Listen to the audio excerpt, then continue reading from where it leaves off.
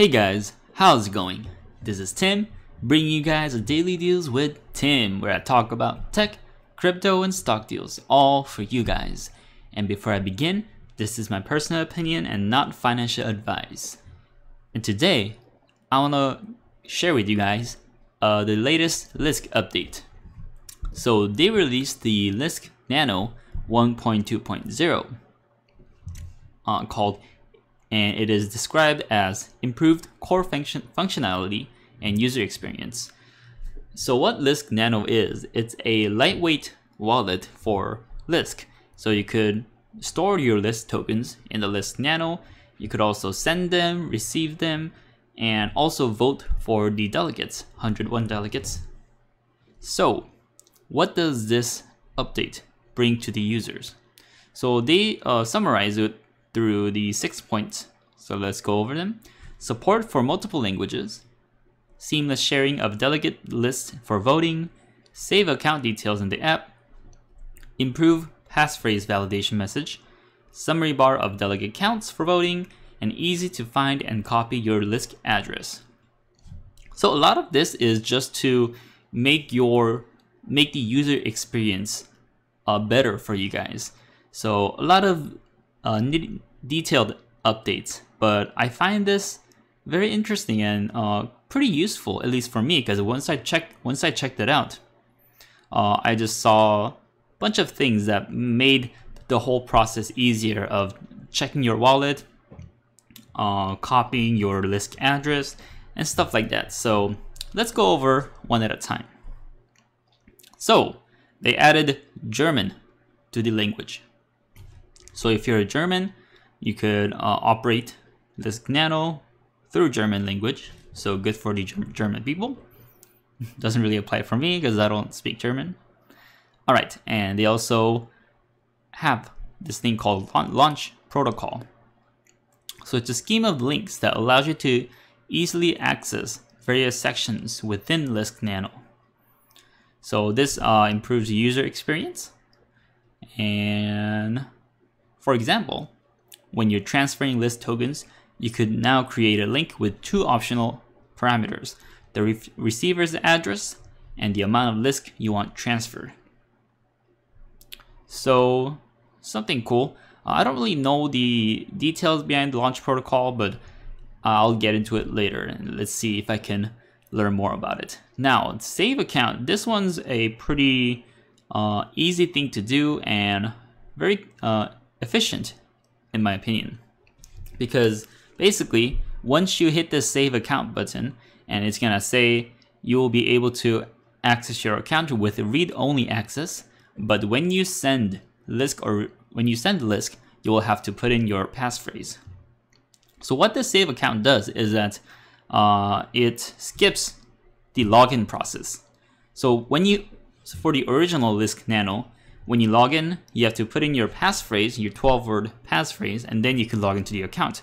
But if you save account, if you double click on the Lisk Nano application, it will bring you straight to this page. So it will be like as if you have already logged in without putting your passphrase. Now, you might ask, well, this is a security breach, potential security breach. But actually, when you send any Lisk from your wallet, you still need the passphrase. So if you don't have the passphrase, you can look at how much Lisk you have in the wallet, but you can't do anything with it. So if you're sharing your computer or your computer with other people, that might be a little bit of a problem. Like if you want to keep how much Lisk you have to yourself, maybe you don't want to save your account. But for me, because when I want to check the Lisk wallet, I don't have to put in the passphrase all the time. I simply click on it and see how much I have, if I got any Lisk as a reward. So just a simpler process for me, pretty logical, I would say. Now, user experience improvements. So the Lisk password requires 12 words, and now let's see here. So in this example, when you type out your 12-word passphrase, it will tell you how many words you have typed. And if you type the wrong word, then it's gonna say that word is not a passphrase word, because they have a list of 2024 words, and if it's not part of that, it means that you're typing something wrong. So if you're typing the passphrase every time, which I don't recommend, because I just copy the whole thing and just paste it on here. But if you like to type it out, this little indication will tell you if you have it wrong or right. It's cool stuff. And lastly, if you click on the Receive Lisk button, it shows you this, your public address and the QR code for it, so that if anyone wants to send a list to you, they simply scan this code and could send it to you. And you could also copy this address to the clipboard, so you could paste it on, I don't know, wherever you want to put it. So just an easier easier method for you to put out your public list address if you want to. So really cool stuff here. Yeah, and that is the end of the Lisk update for Lisk Nano 1.2.0. I really like this one because they give you a lot of easier methods to access your account or to share your public address in different languages, hopefully for a lot more languages sooner, I mean in the near future.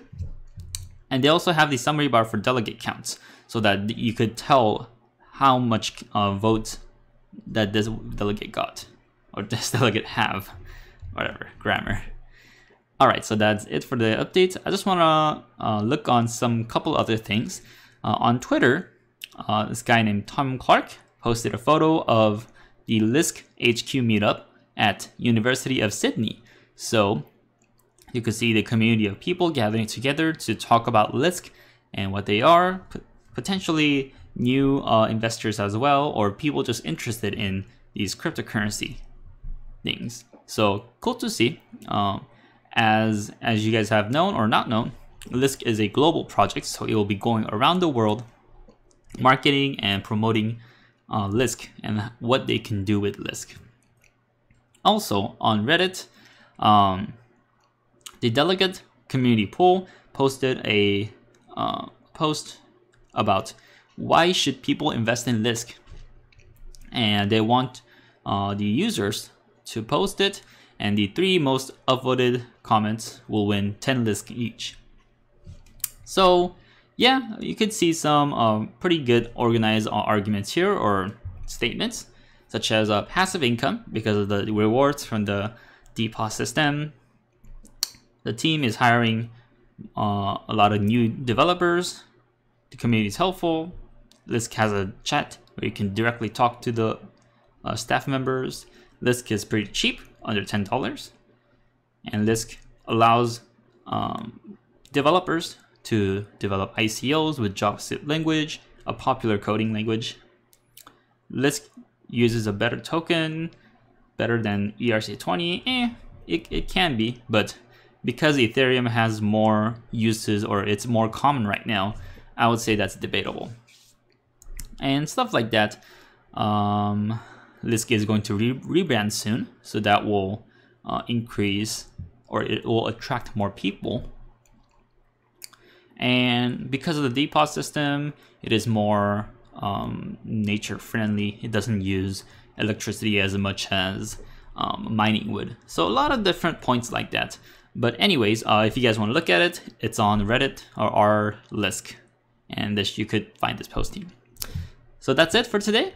Sorry for the lack of videos. I've been really busy with the work and with studying and all the other stuff, but I'll try my best to put out more content for you guys. So if you guys like this kind of content, like this video, comment below, and smash that subscribe button. And as always, I'll bring you guys more deals on Daily Deals with Tim.